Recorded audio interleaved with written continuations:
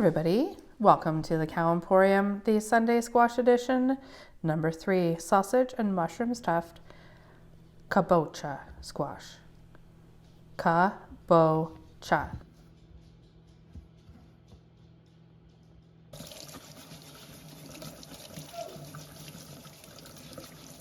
Now I took the bottoms off so that they would lay flat. You want to open this squash for this recipe like a jack-o'-lantern. However, be sure, as I figured out, not to cut towards yourself in case you cut yourself. That'd be bad. As with the other squash I've done so far, you want to remove the seeds.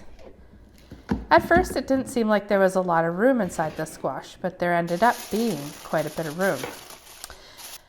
I put butter and salt and pepper inside the squash this time and put it into the oven. This is a delicious lineup of seasonings for my stuffing. Now, as this is the day after Christmas for most people, I would expect that you would have leftover stuffing if you did a turkey and stuffing, if that was your thing. Look at all the amazing herbs that I grew and I'm now putting into my dressing seasoning. I tell ya, I can't get enough sage. So even though it looked like I put a lot of sage in, I actually added extra sage. Doesn't that look delicious?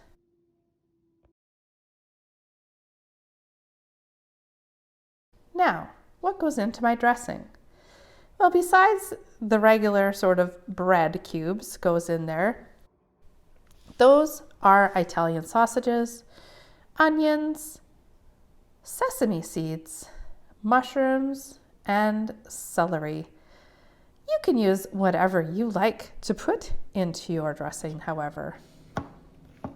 Chop, chop. Now, my celery wasn't really great, so I added some dehydrated celery leaves that I grew in my garden last year. Now I cooked up that sausage, and this is what's going into my dressing.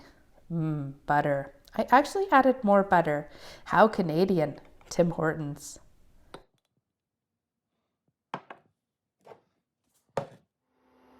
Yeah. So there's some butter in the pan. I added everything all at once because these guys kind of cook at the same time.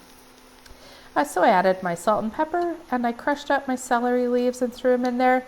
I decided not to take the skin off of those sausages because it didn't seem to be peeling off, which means that it would be pretty easy to chew. Everybody goes in the pot and is coated by the butter. Now it's time to put the stuffing together. I take the dried bread cubes, which I know, they need to be dry to start with because of all the liquid we add to them. The butter and the sesame seeds go in now.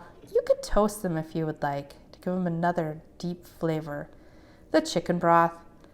I was a little stingy at first because I do not like a wet dressing, guys. I need it to be able to stick together if I was to squeeze it with my hand, but that's it. I ended up using all that chicken broth. There is the squash that I put in the oven. It melted the butter. I used salt and pepper this time in the bottom, which was good and delicious and the right thing to do. I want to cover those squashes individually because this can tend to be a bit of a dry squash. So I didn't want the dressing and the squash drying out together. I know, using a bit of tinfoil here, but then I extra covered everything to go into the oven. That's my extra dressing. Guess how long that lasted. Now this is the finished product. It is delicious, you guys. The savory dressing with the sweet squash.